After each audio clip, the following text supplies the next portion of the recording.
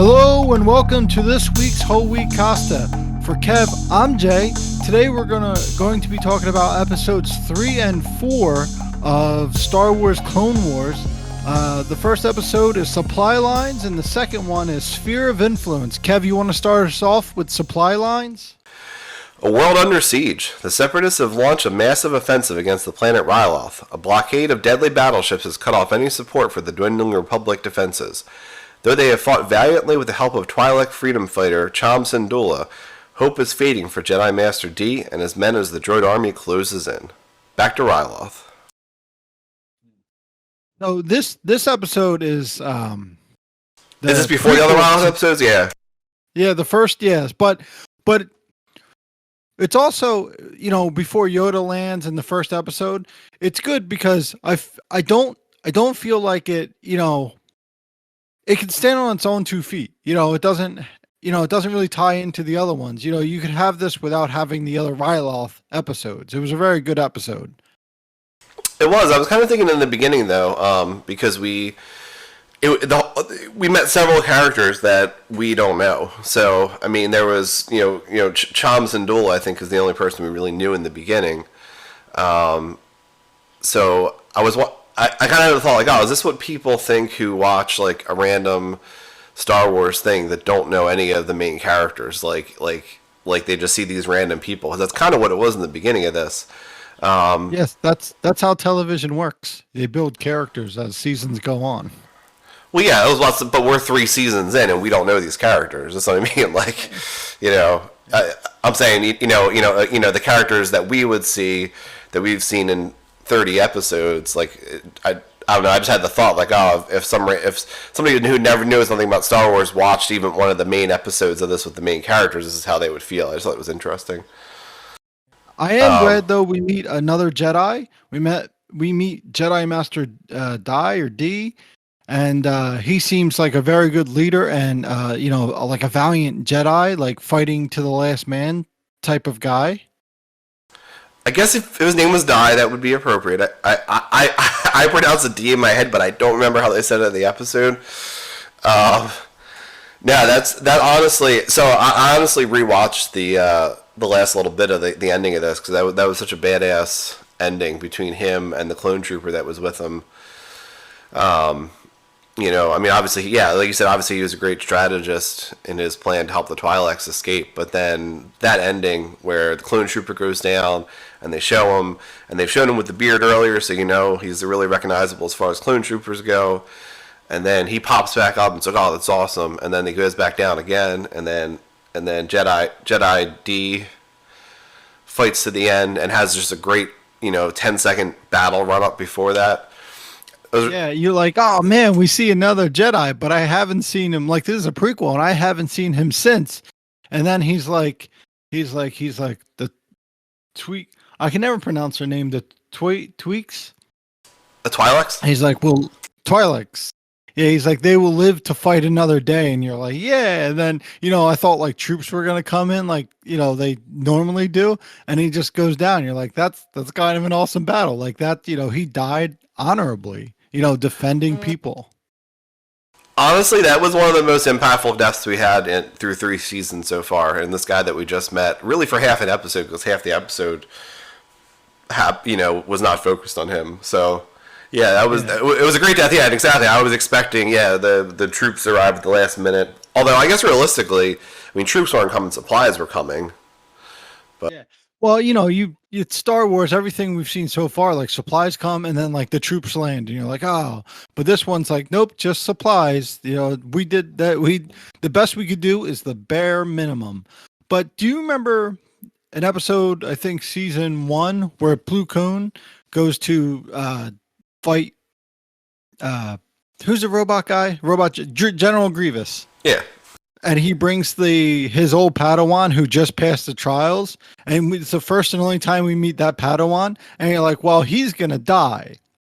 And then, but this, and you're like, oh, okay, we know he's gonna die. Like, we're never gonna see him again. He's kind of annoying. But with Jedi Master D, you're like, oh man, this guy is awesome. Like, I would love to see him again. And then, like, when he dies, you're like, oh, okay, like he's an honorable person. Yeah, because when you see a new character, yeah, I guess you sort of expect that, you see a new character this far in, but I mean, you don't know. Is this episode, are they going to have an arc? Are they going to be a character for this season? They're going to die at the end of the season? That's, yeah, it was surprising that he died at the end of this episode. Yeah, because we don't actually see very many Jedi die. Why do the Trade Federation, Nemoidians, Newt Gunray, just look so evil? I feel like they just always look like they're up to something. Oh, I read about this. So basically, they are hatched like frogs, like a big brood and everything, and they have to plan and be cunning and scheme and plan and scheme, and they kill each other off, and then only the ones that survive to adulthood, when a brood is laid or whatever, there's thousands, and only a couple, live to adulthood. So they're all basically cunning and scheming and just evil. That's interesting. It's actually good. It's a good in-universe explanation for why they are like they are. Yeah. Which I think is kind of cool. You look them up, and they are kind of just evil people. They would throw each other to the wolves.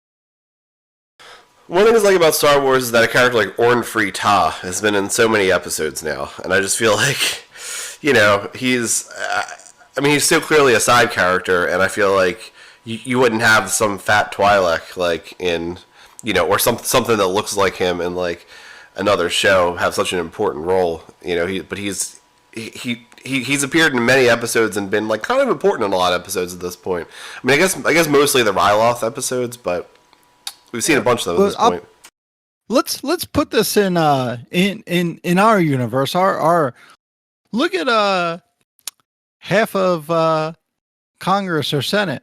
You have a bunch of 80-year-old fat people that have been doing it for 60 years, and you're a side character.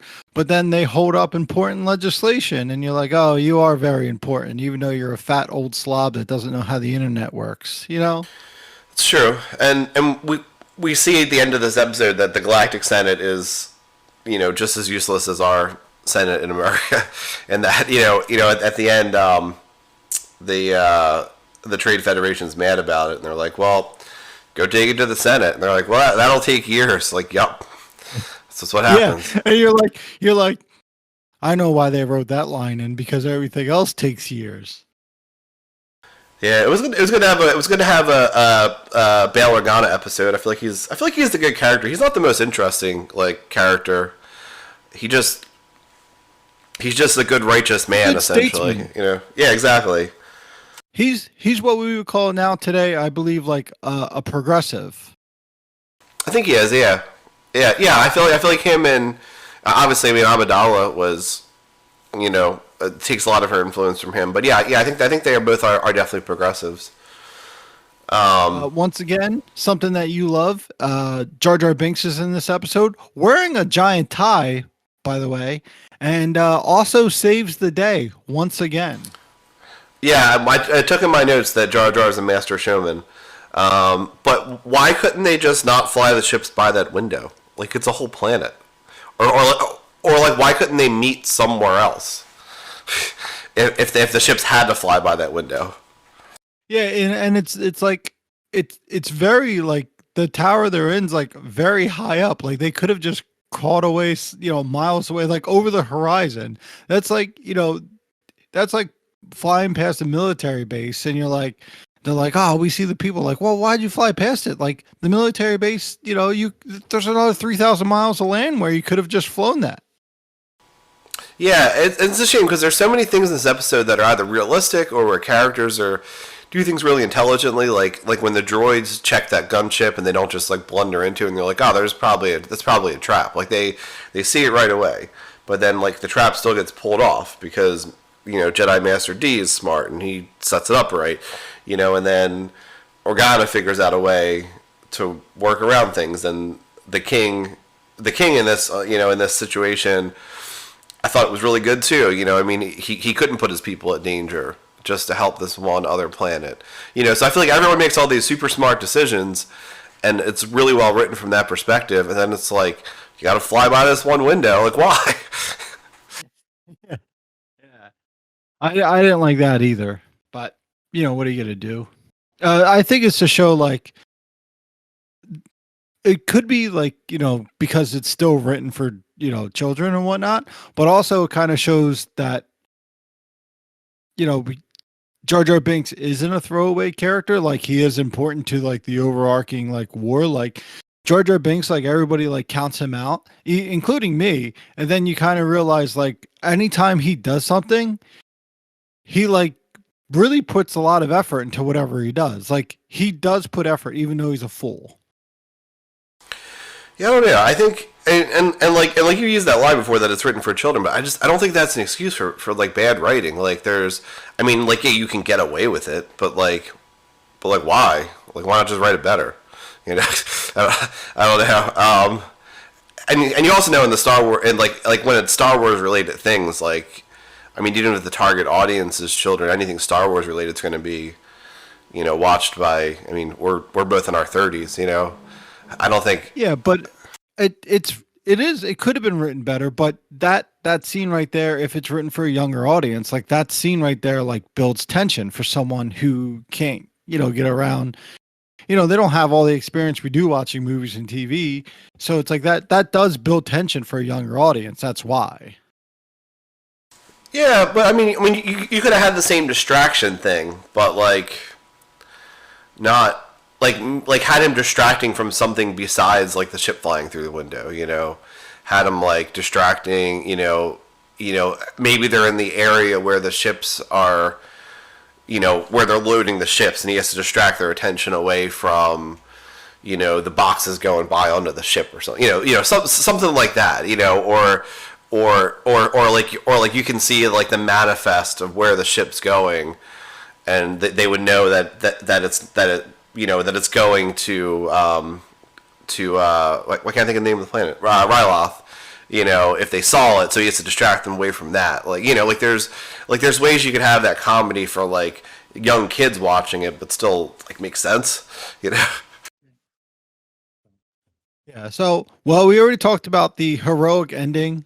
Do you want to move on to Sphere of Influence? Oh, by the way, I thought this episode, when I read last week that it was a prequel to the first episode, I thought it was going to be a bad episode, and it was such a great episode. Yeah, for some reason, these both have really long plot summaries. Sometimes the plot summary is like 2 sentences. These are long. Pantora in peril. The newly elected chairman of Pantora, Baron Papanoida, is caught in a deadly political game. The Trade Federation has blockaded Pantora and suspended all commerce with the system. Isolated from the rest of the Republic, the people of Pantora are beginning to rally against the Senate, who have seemed unsympathetic to their plight.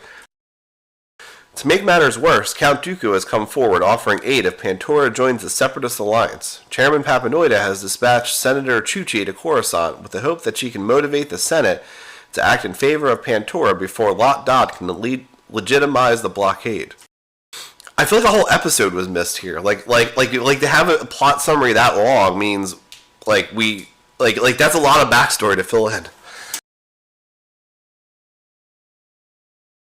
I have a feeling that we'll see the episode before this later on in the season. So yeah, season 5 we see the prequel to this episode. It's a prequel to the other episodes. yeah, it's gonna be like, and the birth of Padme. You're like, wait, what? How far back does this prequel go? So just by random chance, Senator Chuchi is like the cover of our playlist on the YouTube channel. So I kind of feel like she's like the mascot of the channel. So I'm pretty excited when there's a Chuchi episode. And you also see that she's grown up a lot since the last episode. Like, not only, I'm not sure if this is just an animation style or if this was intentional, but I feel like she was, I don't know, she looked like younger teenager, I feel like, before. Now she definitely looks like, I don't know, like her face is a little more square and she looks a little bit older now, and she obviously acts a lot older than she did in the first episode we see her. Oh yeah, definitely. So overall, like, did you like this episode? I thought I for one thought this episode, it's another kidnapping episode. You understand why they do it, but I thought this episode, like, I think the animation was better once again. I think like the little story and Osaka getting shit, I never get her name right either, but it doesn't matter. Having a little side story like that, like you seeing her growing up as a Jedi, like learning new tricks and everything. Like I thought overall this story was like pretty good too. So I like this one better than the last episode, honestly, because but this was mostly character driven for me. Like I just thought the Pantorans were such great characters. Like they, I don't know. I feel like we've seen a lot of episodes with like these on these sort of backwoods planets where people just get fooled by one side or the other. Where it's like, oh well, the Separatists promised they would do this, and like obviously they're not going to do it. But like the Pantorans don't fall for anything. Like they seem like they're really well politically connected. They're super smart. You know, I mean, obviously we're only seeing the ones in politics, so I mean this might not be for the average Pantoran, but even for their politicians, they just seem super smart, and they're like a step ahead the whole time. They don't fall for anything. They end up being good fighters at the end. I don't know. I feel like if I was playing like a Star Wars like role playing game and Pantorans were an option, I would be a Pantoran. Oh, absolutely, because yeah, you're right. I have to agree with everything you said. They're great at everything. Like if we played like a World of Warcraft or Warhammer like type game where like each team had points on it, like the Pantorans would have like 6 characters. That would be your 1,000-point army. Like yeah, I don't know. And then we see Greedo back, you know, because we always need Greedo until who's like they built Greedo up as like the fastest gun in the universe, and he's a great bounty hunter. That's why Han had to shoot him first. Yeah, it's like. And then, like, he's just a bumbling fool in this episode. And then, like, he kind of runs away from the bar. And you're like, Greedo kind of sucks. I never thought about his name, too. I guess he's, like, a greedy bounty hunter. So they're like, oh, Greedo. Fuck it. We'll call him Greedo. I mean, his eyes are pretty cool, though. Yeah, I always enjoy... why can't I think of the name of that race now? Hang on, I have to bring it up. Rodian. We talked about Rodians. I don't know. We talked about Rodian. Rodian's like the second most popular race in like the Star Wars universe. Like I talked all about that one episode. Yeah. Definitely through the Clone Wars. Yeah, I feel like we see a ton of Rodians, both good and bad. We see them on both sides. Sorry, let's see what other notes I had for this episode. So I feel like Star Wars. I don't know. I wonder if somebody. I'd be kind of curious of all the episodes where we've had these like horror moments were like directed by the same person, because I feel like they like to delve into these like minute long scenes every once in a while that are just straight like all the horror movie things, and that's what we had in the beginning of this episode with the kidnapping.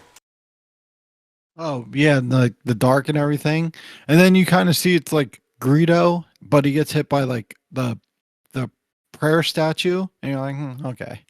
But I actually didn't think anything was going to come up of when the senator's daughter got hit with like the prayer statue. I was like, oh, that's I didn't think about it. And then the dad comes in, he's like, oh, there's blood on this. And then they use technology at the time to like hunt them down. And I think that's the first time like we've seen them use technology to do their job. Every other time is like instinct. Yeah, well, even so, I mean, they did. The friggin' inspector didn't. I mean, I don't know. I appreciate the fact that he was just this little cameo, and we didn't have to keep coming back to him. I guess I don't know. I guess it's nice to have that character now they can throw in for this useless Coruscant cop role, which is really specific, but we have one. I don't know. My notes on it were the inspector's back! ! Chuchi! ! Baby Jabba! ! I didn't take a lot of notes on this episode, but we do see Baby Jabba again. Yeah. After the Clone Wars movie that we watched, all about Baby Jabba getting kidnapped, and you think it's going to be a throwaway character. Nope, saves this entire episode. Kind of does, because Papanoida appeals to Jabba's paternal instincts and saying, "Oh, you're a father too. You're looking for our kids." And we know Baby Jabba was kidnapped, so he knows what it's like. then we get to see Ahsoka's first mind trick. Yeah. Was it me or did Papanoida? Does Papanoida just look like a color swap of Obi-Wan? Yeah, I had that thought too. Yeah, I feel like this is another one where I would like to. I like to see like the real life character of what they look like because like I feel like like I was saying like with the Twilight characters, like, you know, I think it's hard to picture what their horn things would be made out of in real life, but like here, like I picture the Pantorans as just blue people, you know, as like almost identical to human beings, but like their skin's blue, but otherwise they're identical. So I don't know. I'd be curious if, like, you know, if you had a real life representation, if they're actually their skin's very different, or like there's something else weird about them. You know, I mean, I think in the movies they just took people and painted them blue. So, you know, I don't know if that's like canon and they're just blue people, or if they are biologically different in other ways. Well, believe it or not, I'm gonna send you a picture of it, of a person in the actual thing. So yeah, I just I do feel that it was just they didn't use a lot of like artistic freedom with this guy. They kind of just like were like, we're gonna color swap Obi-Wan because he has like the same beard, like the same, you know, same size body and everything.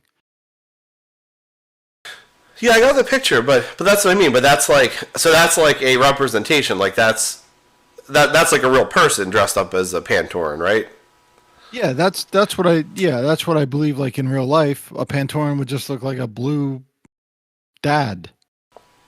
Yeah, but that's what I mean. So like, all we can really do is take a person and paint them blue, and then like that's the Pantoran for us. But I'm saying, like, in universe, do they have the same, you know? Are they genetically similar to people, but they just for some reason have blue pigment instead of, like, you know, different shades of brown pigment in their skin, or are they different? Like if you touched a Pantoran, would it feel like it was touching a person? Like if you poked their face, you know?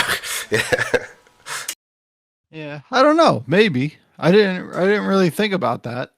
These are the things I always wonder with the animated characters. I don't know. And then, like I said, even in the movies, like, we can only do what we can do in the real world, so it's a little different, you know, there too. Like, is this really George Lucas's intention to have a blue person? Okay. You know? So on the Wikipedia, it says that Pantorans were blue-skinned near humans. Interesting. So it's a term used for a species that were closely related but still distinct from baseline humans. So it's a different species. So I don't think they could breed. So did they evolve? Well, it's so weird that they would evolve so similarly. Like, I wonder if there's some ancient ancestor. Well, probably all humans evolved on one planet, and then as space, you know, started expanding, you can go to a place. So you would evolve to like terraform or go to different areas, and like the suns are different, so you have to evolve differently because the radiation. So just, you know, that kind of stuff. Yeah. Survival of the fittest. Darwinism still exists in the Star Wars universe. Yeah, that's what I mean. Is this were they humans before? Was there some common ancestor before, and then now they've just evolved down separate chains where they're different species now? Honestly, couldn't tell you, but I would go with Darwinism. So, well, I mean, if they evolved from the same thing, or they could have just evolved totally differently. But yeah, I wonder under what scenario that it would be beneficial to have blue skin.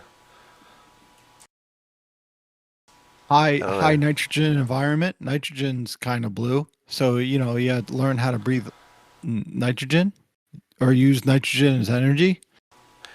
I guess, yeah, but we see them breathe in the same air as humans. Like, I mean, we see all these species breathe in the same air in Coruscant. It's only the like Wat Tambor, like those folks have to be in pressure suits and stuff. So overall, this episode, I liked it, and I hope like going on. I hope going on that we get more episodes like this, like just like better, and I feel like this is a one-off episode that we have, but I enjoyed it. Other than like the first and second season, when you had the one-offs, you go, okay, that's it. But these two episodes that are kind of one-offs for this season, you watch it and you go, oh, that was cool. We're introduced to new characters or old characters, and there is like part of it's more world building. You get to see how the trade federations are jerks, or how the Senate is useless, and like this episode, you get to see like other species are actually useful, and you're like, well, why would you go back to the ice planet where the Pantorans are arguing and everything, and then you see this thing, and you're like, oh, that's why they want to keep the Pantorans on the Republic side, because they're good negotiators, they're good at fighting, so it's like they are like a force to be reckoned with. So that's why you would want them on your side. Agreed. So yeah, I think that's all I have for this episode. Okay, for Kev, I'm Jay. Thanks for listening to this week's Whole Week Costa. You can check our podcast out on Spotify, Stitcher, Apple Podcast, or search Whole Week Costa for over 100 additional episodes that have nothing to do with Star Wars. And you should check out our YouTube, where Kev makes videos.